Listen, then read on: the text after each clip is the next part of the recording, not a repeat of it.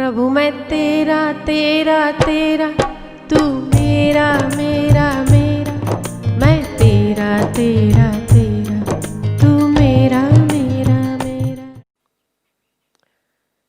कई मजहब, कई ग्रंथ, कई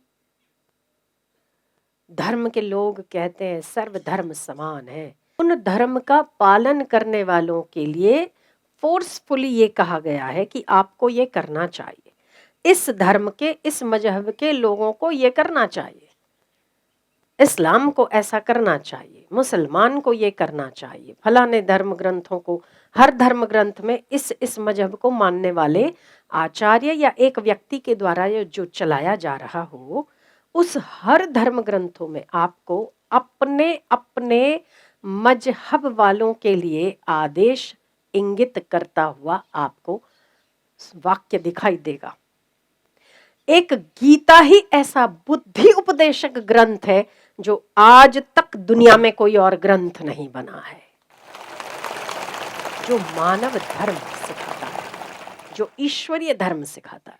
ये नहीं कहता कि इस मजहब को ये करना चाहिए या इस जाति को ये करना चाहिए, मनुष्य मात्र को क्या करना चाहिए।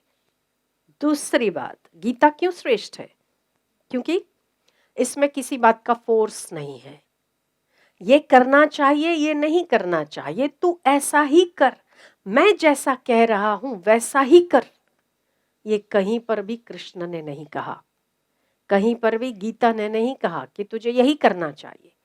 वो केवल बुद्धि देती है कि ये करने से ऐसा होगा और ये करने से विनाश होगा, बाकी तुझे जो चाहिए वैसा कर। तो स्वतंत्र छोड़ा है ना। हर ग्रंथ ने, हर मजहब ने, हर जाति के उपदेश करने वालों ने एक फोर्स किया है हर मानव को, आपको इसके अलावा नहीं करना चाहिए, आपको ये छोड़ना चाहिए, ये पकड़ना चाहिए, यही करना चाहिए।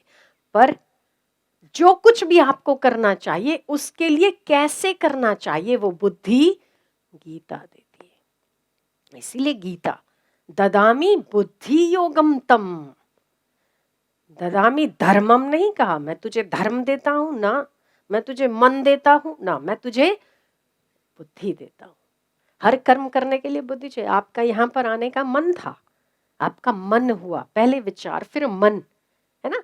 विचार उत्पन्न हुआ कि हमें जाना चाहिए, मोक्षदा एकादशी है विचार, उस विचार को बल मन ने दिया, मन हुआ कि जाना चाहिए। हम विचार को मन कह दें तो अतिशयोक्ति नहीं है, विचार ही परिपक्व होकर मन हो जाता है। पर कैसे जाना, कब जाना, आकर यहाँ पर कैसे बैठना, कैसे सुनना, इसके लिए मन नहीं चाहिए, क्या चाहिए? बुद्धि चाहिए।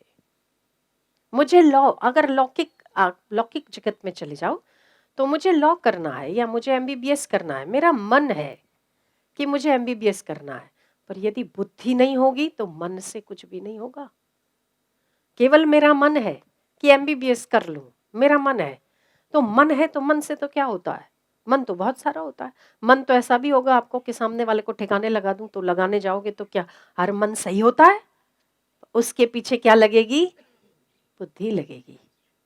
जब वो बुद्धि युक्त कार्य होगा तब श्रेष्ठ कार्य होगा, वही सफल कार्य होता है जहां पर बुद्धि स्टैंप मार देती है।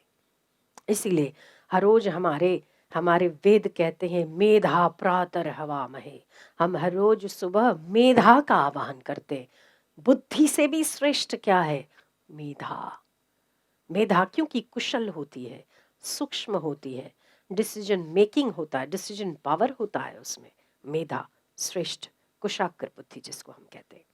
तो कोई कहता है सर्वधर्म सम है, होंगे, अपने अपने धर्मों का सबको आदर करना चाहिए, पर जिस धर्म में कोई फोर्स नहीं है, केवल आपको परिशुद्ध किया जाता है, बुद्धि को शेप दिया जाता है, उसके बाद छोड़ दिया जाता है कि जैसा आपको उचित लगता है वैसा करो, ये स्वतंत्र धर्म ही श्रेष्ठ धर्म है।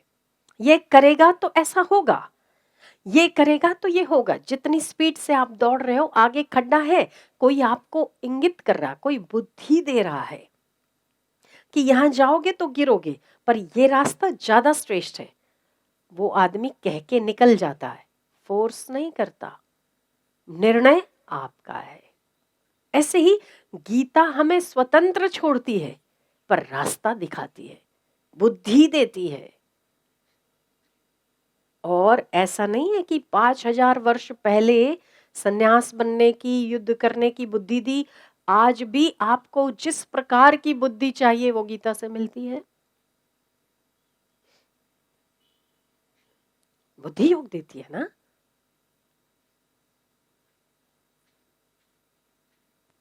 तो मैं तुझे बुद्धि योग देता हूं। किस प्रकार का बुद्धि योग? जो तुझे करना हो उस प्रकार की बुद्धि तुझे मिलेगी। ई श्रीधरन मेट्रो मैन के नाम से जाने जाते हैं, जिन्होंने मेट्रो सबसे पहले इंडिया में मेट्रो बनाई। उनकी सरकार से काफ़ी अनबन रही। वो जैसा चाहते थे, जैसा करना चाहते थे, वैसा सरकार के द्वारा उन्हें परमिशन नहीं मिली। परिणाम स्वरूप दोनों के बीच में झगड़े होने लगे और वो किसी अच्छे पद पर नियुक्त थे। रेलवे मेट्रो लाने के लिए उन्हें इंजीनियर पद पे, गवर्नमेंट इंजीनियर के पद पर उन्हें आसीन किया गया, जिसके नीचे सारे इंजीनियर काम करने के लिए, हजारों इंजीनियर उसमें लगते हैं, कई सौ, तब जाके एक मेट्रो ट्रेन बनती है। तो उनका जो डिसीजन था उस पर रेल मंत्रालय सही नहीं बैठ रहा था। उन्हें जितने गेज का सामान लेना है, जितनी स्पेस रखनी है एक रेलवे के डिब्बे में, रेल मंत्रालय उसके साथ विचार तालमेल नहीं बिठा पा रहा था। उनको लगा कि मैं इतनी बड़ी पोस्ट पर होने के बाद अगर तो मेरी चलती ही नहीं है और कल को कुछ दिक्कत होती है तो मुझे इस पद पर बने रहने से क्या लाभ है। कल को अगर रेल टकराती है, कल को कोई मुसीबत होती है, या मेरी समझ में आ रहा है कि ऐसी रेल नहीं बननी चाहिए, इससे इतनी इतनी दिक्कतों का सामना करना पड़ेगा, ये मैं देख रहा हूं। फिर भी यदि रेल मंत्रालय मेरे पक्ष में नहीं है तो मुझे ये इस्तीफा देकर त्याग देना चाहिए। 15 वर्ष से वो गीता पढ़ते थे और वो गए, बड़ा असमंजस की स्थिति थी, विक्षिप्त चित्त था, और वो जाके गीता खोलकर पढ़ा। उन्होंने जब गीता खोलकर पढ़ा तो उन्हें ऐसा लगा कि वो इस समय अर्जुन है और वही विक्षिप्त अवस्था अर्जुन की थी जिस इस समय मेरी है। क्या करूं और क्या ना करूं? उसने भी इस्तीफा देने की तैयारी की थी कि मैं बाबा वो राजकुमार ही नहीं हूं जो मुझे लड़ना पड़ा है। जैसे ही उन्होंने गीता खोली और पहला वाक्य निकला कि किसी भी प्रकार का कोई भी अधर्म करने को कहे, फिर भी आपका कर्तव्य और आपका धर्म क्या कहता है उस पर यदि आप बने रहोगे तो सारा संसार आपके साथ होगा। ये जिस गीता की टिप्पणी वो पढ़ रहे थे उसमें ई श्रीधरन को ये सुवाक्य निकला और उन्हें बल आया। थोड़ी देर वो आंखें बंद करके बैठे तो उन्हें लगा कि कृष्ण इसी स्वरूप में मुझे कह रहे हैं कि कायरता है, अगर तो मैदान छोड़कर भागते हो तो कायरता है, मैदान पर डटे रहो और वही करवाओ जो तुम चाहते हो, क्योंकि तुम सत्य और तुम धर्म पर हो।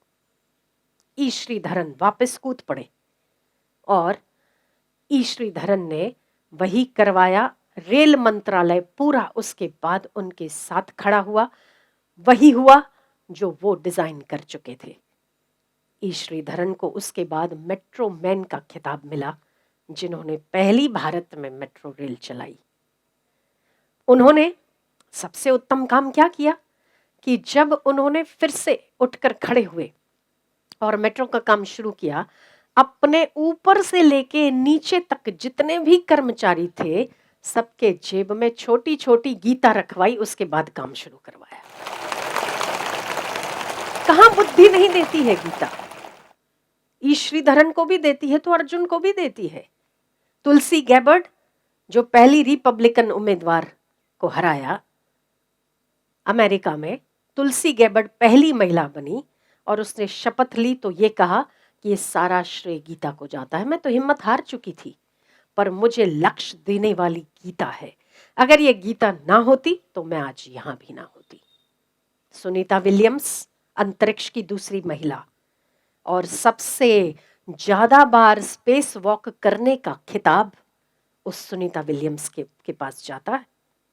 पहली महिला जो सबसे ज्यादा स्पेस वॉक कर सकी, 195 किलोमीटर स्पेस में।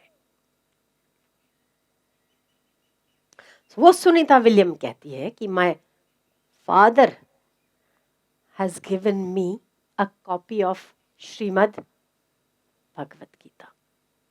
मुझे मेरे पिता ने दी साथ ले जाने के लिए। And an idol of Lord Ganesha, Ganesh ji की मूर्ति दी और श्रीमद् भगवत गीता दी।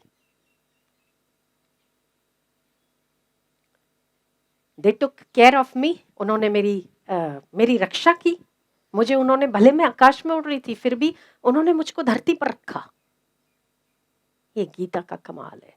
केवल सुनीता विलियम्स को नहीं, तुलसी गैबर्ट को नहीं, ईश्वरी धरन को नहीं, आप जिस प्रकार की बुद्धि चाहते हैं, ददामी बुद्धि योगम, मैं तुझे बुद्धि देता हूं। क्या बुद्धि चाहते हैं आप? बुद्धि के अलावा तो काम हो ही नहीं सकता। पहला ऐसा ग्रंथ है जिसने कोई फोर्स नहीं किया, जिसने मूल को पकड़ा है। किसी ने आपको ये धर्म पालना चाहिए, ये करना चाहिए, ये नहीं करना चाहिए, पर बुद्धि होगी तभी तो आप क्या करना चाहिए क्या नहीं करना चाहिए वो सोच सकते हैं। समाधि लगाने के लिए बुद्धि नहीं चाहिए? चाहिए। लॉ करने के लिए बुद्धि नहीं चाहिए? चाहिए। साक्षात्कार करने के लिए बुद्धि नहीं चाहिए? चाहिए। भय रहित होने के लिए बुद्धि नहीं चाहिए? चाहिए। हर कर्म करने के लिए बुद्धि चाहिए। आप संशयी हो रहे हैं, आप शंकातुर हो रहे हैं, भयातुर हो रहे हैं, उससे बाहर निकलने के लिए क्या चाहिए? बुद्धि चाहिए। तो वो मूल जो पकड़ा है ना गीता ने, वही कृष्ण आपको बुद्धि देते हैं, मूल देते हैं उसका। मन बाद में आता है, संकल्प बाद में आता है। पहले तो बुद्धि लगाना कि कर क्यों रहा है और इससे क्या लाभ होगा।